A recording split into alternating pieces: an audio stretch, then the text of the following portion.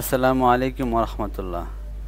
প্রিয় মসজিদ প্রেমী ও কোরআন প্রেমী বন্ধুরা, আজ আপনাদের দেখাবো বিশ্ব রোডের খাপাড়া জামে মসজিদ এবং মহামূল্যবান কোরআনের প্রথম অবতীর্ণ আয়াত ও অর্থ। এখন আছে আমি রেল ক্রসিংয়ের পাশেই। এই জায়গা থেকে মসজিদের দূরত্ব 2-3 মিনিট হেঁটে গেলে। একটা জিনিস ভাবতে খুব ভালো লাগে, আমরা এমন দেশে জন্ম নিয়েছি যেখানে প্রতি মুহূর্তেই মসজিদ পাওয়া যায়। চলুন মসজিদে যাই। এটা ঠিক মসজিদের গলি। এই ঢাকা শহর, যেখানে প্রতিটা জমির দাম বলেন, প্রতিটা স্পেসের দাম অনেক দামি, এটা মসজিদের কবরস্থান। ঠিক এমন শহরেও নামাজের স্থান খুব কাছাকাছি এবং প্রতি 3-4 মিনিট পরেই আপনি মসজিদ পাবেন। আল্লাহ আমাদের সকলকে সঠিক সময়ে নামাজ পড়ার তৌফিক দিন। মসজিদটা তেমন বড় নয়, কিন্তু আল্লাহ পাকের ঘর প্রতিটাই শান্তিময় এবং পবিত্র। চলুন নামাজের পর কথা বলি।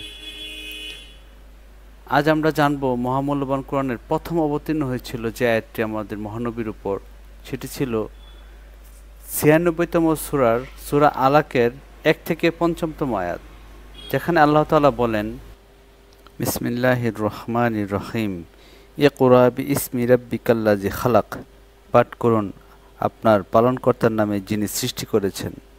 খালাকাল ইনসানা মিন আলাক, যিনি মানুষকে সৃষ্টি করেছেন জমাট রক্ত থেকে। ইকরা রাব্বুকা আকরাম। পাঠ করুন আপনার পালনকর্তা মহাদয়ালু। আল্লাযী আল্লামা বিল কলম, যিনি কলমের সাহায্যে শিক্ষা দিয়েছেন। আল্লামাল ইনসানা মা লাম ইয়ালাম, শিক্ষা দিয়েছেন মানুষকে যা মানুষ জানত না। সদাকাল্লাহুল আযীম। মহান আল্লাহ তাআলা আজ থেকে 1435 বছর পূর্বে 610 খ্রিস্টাব্দে রমজান মাসের শেষ 10 দিনের যে কোনো দিন এই কোরআন অবতীর্ণ শুরু করেন এবং পরবর্তীতে দীর্ঘ 23 বছরে আমাদের নবীর মাধ্যমে এই কোরআন অবতীর্ণ করেন। আজকে এই পর্যন্তই দেখছেন মসজিদ।